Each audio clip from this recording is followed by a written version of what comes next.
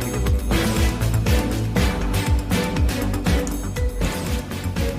A ver, Johannes Kaiser inscribió, su candidatura a la presidencia, defendió el rol del Congreso y desdramatizó los dichos de José Antonio Kast sobre la utilización de decretos para gobernar. Sí, en el oficialismo, en tanto, Janet Jara confirmó que hará entrega de su programa al CERVEL, pese a no contar con la necesidad de oficializar su aspiración a la moneda. Vamos de inmediato a profundizar en todo esto con Diana Copa. Hola, Diana. Muy buenas tardes, Rafa, Carla. Sí, fueron meses de dudas respecto a si Johannes Kaiser llegaría a la papeleta del mes de noviembre, sobre todo luego de que empezó a bajar en las encuestas y se especulaba con la posibilidad de que se retirara de la carrera para apoyar al candidato del Partido Republicano, José Antonio Kast. Lo cierto es que la carta del Partido Nacional Libertario despejó todas esas incógnitas y concretó su inscripción hoy en el CERVEL, acompañado por la directiva de la colectividad, candidatos a diputados y también militantes. Un gesto más bien, porque no es necesario en este caso que los candidatos presidenciales vayan directamente al CERVEL a inscribir su candidatura. Esto lo pueden hacer de forma online, pero en este caso es la puesta en escena, en el fondo, de entregar unas palabras, estar acompañado de militantes, de banderas, de carteles del Partido Nacional Libertario, y por primera vez el candidato abordó la polémica instalada ya hace un par de días en torno a la importancia del Congreso y a la idea de gobernar mediante decretos. Si bien reconoció la relevancia del Parlamento, respaldó la propuesta de gobernar a través de decretos, insistiendo además en que forma parte del ordenamiento constitucional. Creo que están haciendo un escándalo en un vaso de agua. No sé por qué tanta atención a lo que dijo el señor Kast. Supongo que es interesante para su campaña, no lo es para la mía. La potestad reglamentaria no es ninguna novedad. Esto es parte de lo que es el ordenamiento constitucional de Chile. ¿Cuál es el problema? ¿Cómo se supone que gobierne el presidente si no es por decreto?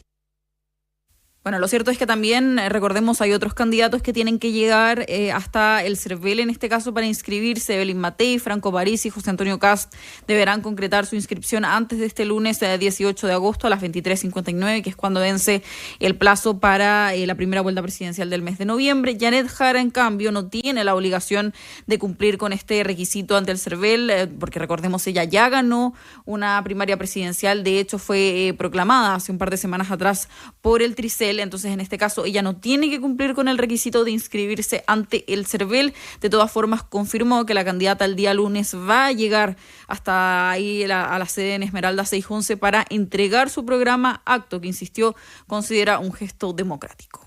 El lunes efectivamente vamos a entregar nuestro programa, más allá de que el programa se sube por una plataforma. Nosotros vamos a concurrir al CERVEL porque entendemos que esto también es parte de los ritos republicanos y que son importantes porque en Chile costó mucho recuperar la democracia y cada rito republicano que hay lo tenemos presente porque es muy necesario darle valor a la democracia, sobre todo en tiempos donde algunos liderazgos autoritarios piensan que esto no sirve de nada. Ya, y nos estamos olvidando, pero también hay candidaturas independientes, Mayne Nichols y Eduardo Artés. Sí, no hemos olvidado, están ahí. ¿Qué pasa con ellos? Están ahí también, ellos también tienen hasta el lunes a las 23:59 para presentar las 35.000 firmas que exige en este caso el CERVEL, entendiendo que ellos son independientes. Van a tener un despliegue en este fin de semana largo en terreno y de hecho Eduardo Artés va a estar todos los días afuera del GAM para recolectar las firmas. Harold Mayne Nichols también en otras partes, en este caso con su equipo, para poder recolectar las firmas que le faltan. Alrededor de 1.000 firmas, un poco menos de 1.000 firmas es lo que le falta a ambos, y ellos también contaron en este caso su estrategia, tanto el expresidente de la NFP, Harold Mayne Nichols, como también Eduardo Artés. Ya, o sea, les queda el fin de semana, digamos, sí, para 1.000 firmas. Sí, o sea, y considerando los antecedentes de últimas elecciones que también se han tenido que conseguir estas 35.000 firmas, se ha logrado en estos días, entendiendo además que, recordemos, hay dos formatos: puede ser presencial ante notario, con un notario que finalmente testifique que la firma está en el formato correcto, y también, claro, y también puede ser por la página del CERVEL. Ese es el otro formato también para entregar el respaldo a un candidato presidencial.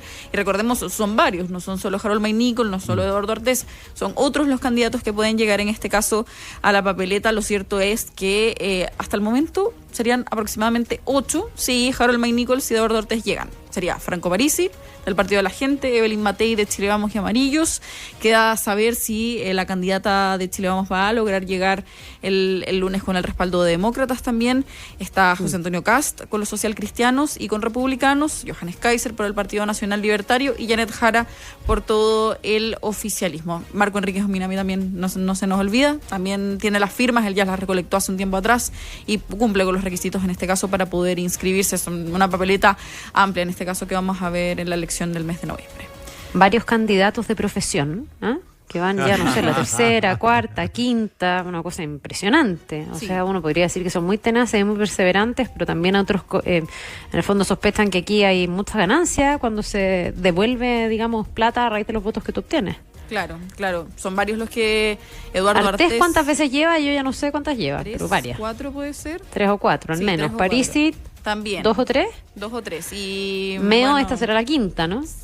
Sí. Apunteando.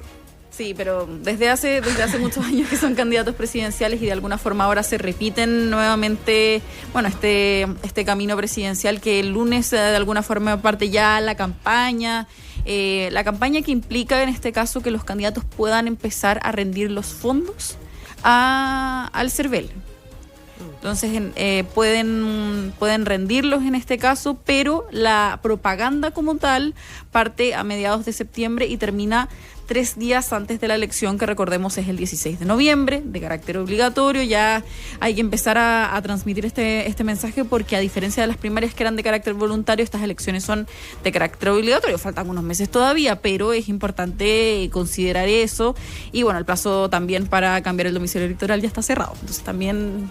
Hay un punto ahí, hay un punto que yo no había advertido. ¿Cómo van a cambiar las votaciones de estos postulantes, digamos, minoritarios en las últimas elecciones con el voto obligatorio? Hay un punto que no hemos visto ahí que va a ser interesante de analizar post-elección. ¿Qué va a pasar con el fenómeno Parisi? Se estudia la última elección, claro, podría haber una variación. Claro, un Franco Parisi que recordemos en la última elección del año 2021 consiguió la tercera mayoría estando fuera de Chile. Entonces también hay que estar atentos a ese fenómeno con otras candidaturas también, como la de Johannes Kaiser, que es un candidato nuevo, que recordemos en su momento estuvo bien en las encuestas, hoy no tanto. Y también con los diferentes candidatos. Hoy salió una nueva encuesta de feedback que señala que José Antonio Cast ganaría en primera y en segunda vuelta. Hay que estar también atentos a lo que muestran las encuestas en este caso, pero en un camino súper largo, y que los expertos lo que señalan es que el escenario de las encuestas refleja un resultado cercano al de la elección recién 2 semanas antes de la elección. Entonces faltan muchos meses, muchas cosas que podrían pasar. Lo hemos visto estas semanas como ciertos hechos, ciertos traspiés por lo menos que ha tenido Janet Jara sí le han afectado a la candidatura. Por ejemplo, esta semana marcó el tema del retiro de los fondos de pensiones. Claro. Ella dijo durante este foro de Moneda Patria que había hecho 2 retiros, pero un antecedente, un tuit, una publicación de ella de Facebook del año 2021, de abril de 2021, muestra que ella apoyó un tercer retiro, y de hecho hoy se le consulta, ¿usted apoyó un tercero? Y lo hizo, y ella dice que cree que sí. Entonces son varios los hechos. Una entrevista en la Bio también donde habla de hacer presión social. Sí, entonces en este caso son varios los hechos que pueden cambiar en el fondo el resultado de la carrera presidencial. Ver también qué pasa, por ejemplo, con Evelyn Matei, que estuvo 1 año y medio marcando como número 1 en las encuestas y hoy en día está de tercera y en algunas encuestas incluso de cuarta. Son varios las cosas que pueden cambiar. José Antonio Cast también. Bueno, Axel Callir dice que cometió el primer error cuando habló que al improvisar sobre esto de gobernar y que el Parlamento no es tan relevante, ha cometido el primer error de su campaña. Sí, este es el primer error que de alguna forma ya van, esto fue el día martes y ya van 2 días que sigue teniendo en el fondo repercusiones. Le respondió el gobierno también, y es por eso que Johannes Kaiser hoy señala, insiste, en el fondo le manda un mensaje al gobierno y le dice esperaría que el gobierno no caiga en el intervencionismo electoral, porque ayer le respondió Álvaro Elizalde a José Antonio Cast y también le respondió la ministra vocera de gobierno Camila Vallejo diciendo no me impresionan las declaraciones de José Antonio Cast, entendiendo que estuvo 16 años en el Congreso y no le tomó tanto impacto. Entonces estas declaraciones del gobierno de alguna forma se toman para la oposición como intervencionismo electoral, cosa que es parte también de un año totalmente electoral, este tipo de declaraciones. Y que es un error de Kaiser porque mantiene vivo el tema. Claro, sí, también. Lo que pasa es el tema, mientras el tema esté vivo, es perjudicial para Kaiser. Y para Kast también. Para Kast, y en este caso un tema que quizá en su momento pasó como desapercibido. Evelyn Matei también planteó gobernar con decretos. Lo hizo en una entrevista en abril de este año con Radio Infinita. Ella también dijo, ojalá poder gobernar con decretos en ciertos aspectos, entendiendo que es una facultad de los presidentes. Pero es un tema... Yo no sé, bueno, yo tenía una mirada divergente en esto, lo dije el otro día. Sí. Uno puede poner alertas a cosas que son interpretables y extremar el ejercicio y decir, bueno, ¿qué pasaría si esto se lleva al extremo?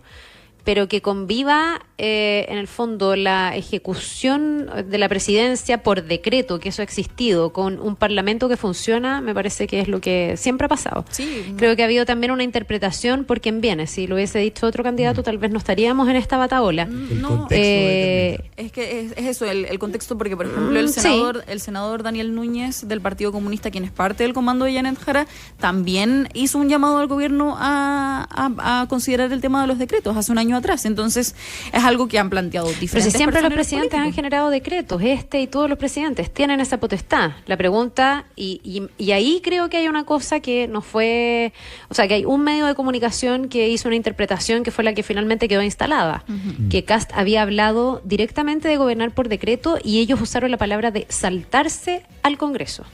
Si él hubiera dicho eso, me parece que sería muy grave, pero Kast no lo dijo, siendo honestos, digamos.